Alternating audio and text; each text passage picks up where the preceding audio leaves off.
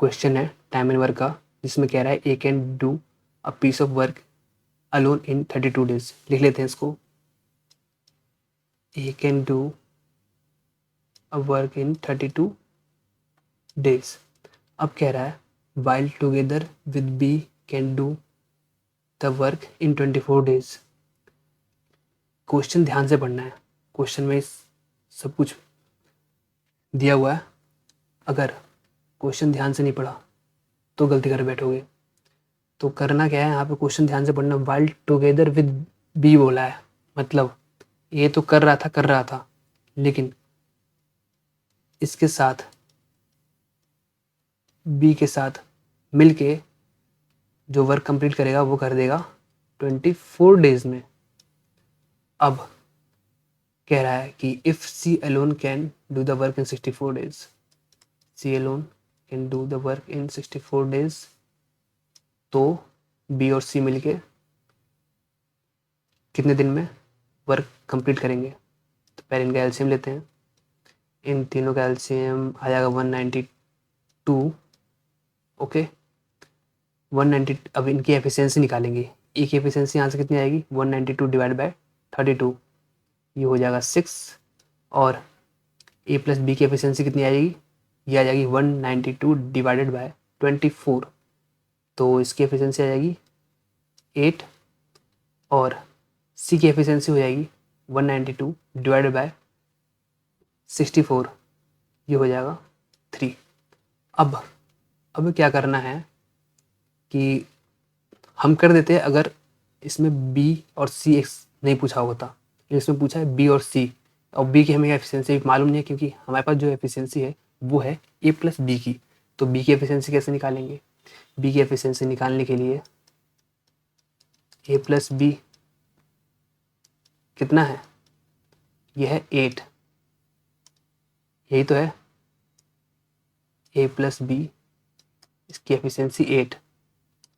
ठीक है, तो ए प्लस बी की एफिशिएंसी 8 है और ए की एफिशिएंसी 6 है, ये हमें मालूम है, हमने फाइंड किया है।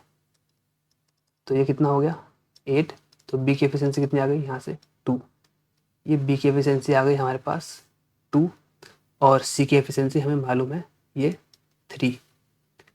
तो अब क्या करना है, time taken by B and C together to finish the work, क्या हो जाएगा, ये हो जाएगा total work 192 divide by total efficiency. इन दोनों की एफिशिएंसी को ऐड कर देंगे। बी की एफिशिएंसी कितनी है 2 और सी की एफिशिएंसी कितनी है, सी की एफिशिएंसी है 3, है ना। तो ये कितना हो गया, ये हो गया 192 डिवाइडेड बाय 5। इसे सॉल्व कर लेंगे, इसे सॉल्व किया क्या आया, ये हो जाएगा 5 3 जा 15,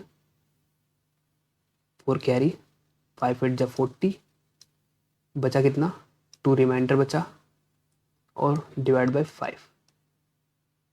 इतने डेज में दोनों मिलके वर्क फिनिश कर देंगे। कौन सा हो गया, ये ऑप्शन हो गया हमारा सी और डी, दोनों यहाँ पे सेम ही हो गए हैं। ये 2 नहीं होगा, ये 4 होगा। मैं इसे क्वेश्चन में सही कर दूंगा, ये 4 हो जाएगा। ठीक है, ऑप्शन गलत कर दिया है, तो इसमें से ये हमारा आंसर हो गया।